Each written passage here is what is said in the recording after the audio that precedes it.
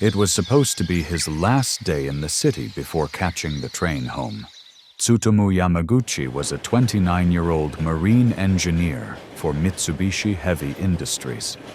He carried blueprints under his arm, heading toward the Mitsubishi shipyard.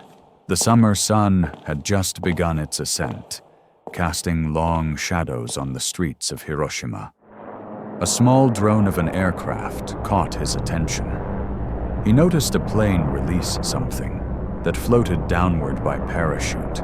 Unexpectedly, a white flash in his eyes, followed by a blasting sound that shattered the air and hammered his eardrums, temporarily blinded and deafened, and scorched the entire left side of his body. In the chaos, he found shelter in a nearby irrigation ditch, gasping for breath in the thick, acrid air. The sky rained black soot. Black rain, a foul mix of ash, smoke, and radioactive fallout. Somehow he located his colleagues, Akira Iwanaga and Kuniyoshi Sato, both injured but alive. They spent a hellish night amid burning ruins and falling ash.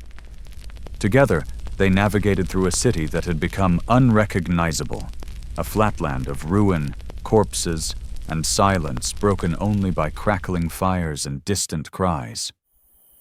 As night fell, the trio found refuge in a bomb shelter.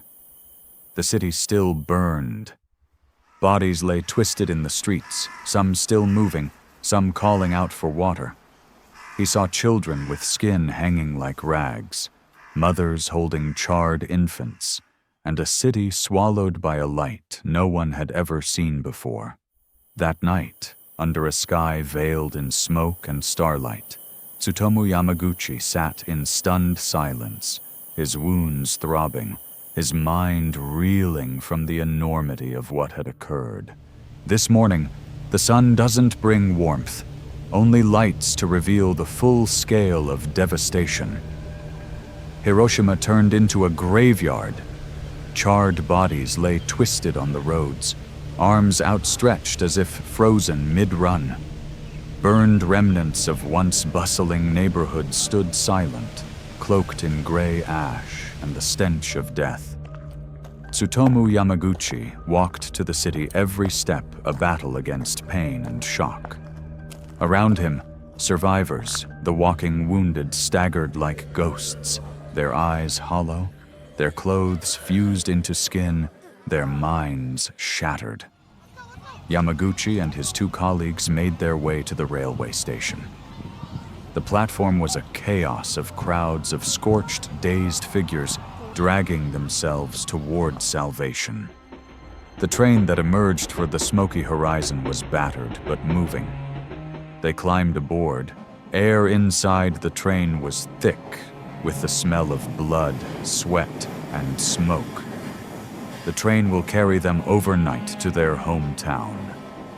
And finally, after a long struggle, he reached his home feeling safe in his hometown of Nagasaki. Yamaguchi was speaking with his supervisor, trying to explain the unthinkable that one bomb alone had destroyed an entire city. His words were met with doubt. No one could truly grasp what had happened. Then, suddenly, without warning, it happened again. The same flash he saw in Hiroshima rushed into the building.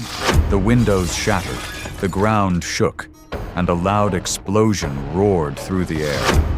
Yamaguchi froze. It was happening again. Another bomb. Another nightmare. He couldn't believe his eyes. The same horror twice. Yamaguchi was thrown to the floor, stunned and disoriented. The same nightmare from just days ago was repeating itself, right before his eyes.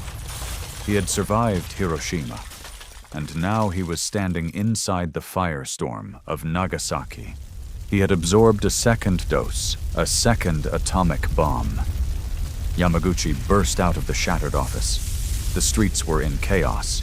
Buildings crumbled, fires raged, and screams filled the AR despite his injuries. He ran, driven by a single thought. find his family. When he reached his neighborhood, devastation greeted him. His home was partially destroyed, debris everywhere. His wife, holding their baby, emerged from a nearby tunnel. They were alive. They had taken shelter in a tunnel and were treating his burns and wounds. As Yamaguchi held his wife and child close, the world around them still burned.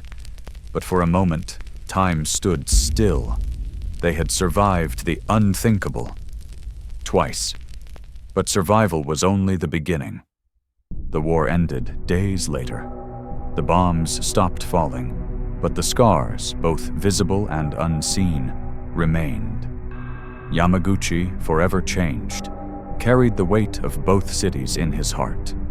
He lived on, not just as a survivor, but as a witness, a voice for peace in a world that had seen what destruction truly meant. His story was no longer just his own. It became a warning and a hope that humanity might never walk that path again.